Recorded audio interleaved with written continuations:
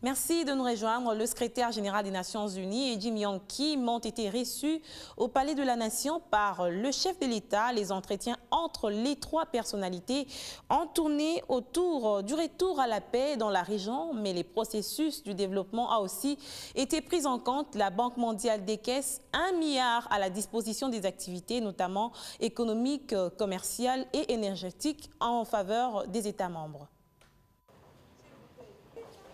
Symbolique, la visite dans la région des Grands Lacs du secrétaire général des Nations Unies et du président de la Banque mondiale. L'entame de la tournée par la RDC n'est pas fortuite, si l'on s'en tient au dire de Ban Ki-moon au sortir des échanges avec le président de la RDC. Il était important que nous commencions ces périples par la RDC, car vous le savez, le conflit dans l'Est a des implications régionales très profondes. En tant que secrétaire général des Nations Unies, j'étais content du début de l'opération de déploiement de la force neutre et nous pensons qu'elle va soulager les populations.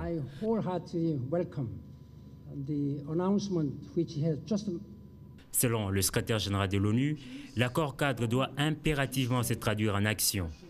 Volonté exprimée par Ban Ki-moon, certainement pour répondre à la reprise des hostilités entre le FARDC et le M23 à Goma.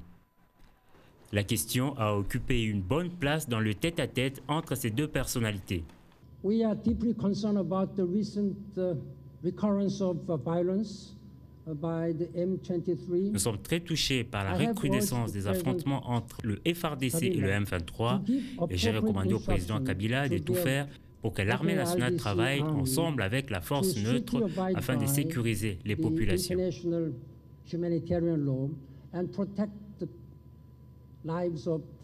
Pour tenter de réduire l'extrême pauvreté dans la région des Grands Lacs, une enveloppe supplémentaire sera octroyée par la Banque mondiale.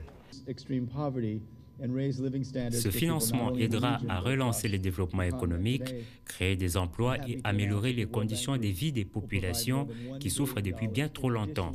Les dirigeants de la région des Grands Lacs peuvent désormais, en vertu de la relance de l'activité économique et l'amélioration des conditions de vie dans les zones frontalières, rétablir la confiance, renforcer les économies et offrir de nouvelles perspectives à des millions de personnes.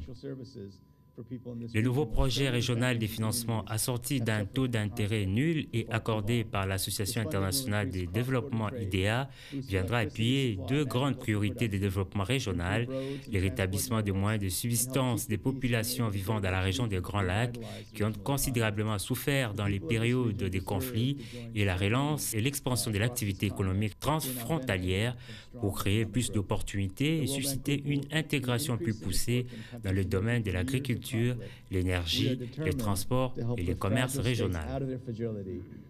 Ban Ki-moon et Jim Yong Kim se rendront jeudi à Goma, dans le nord Kivu, province de l'Est du pays, en proie à des conflits armés.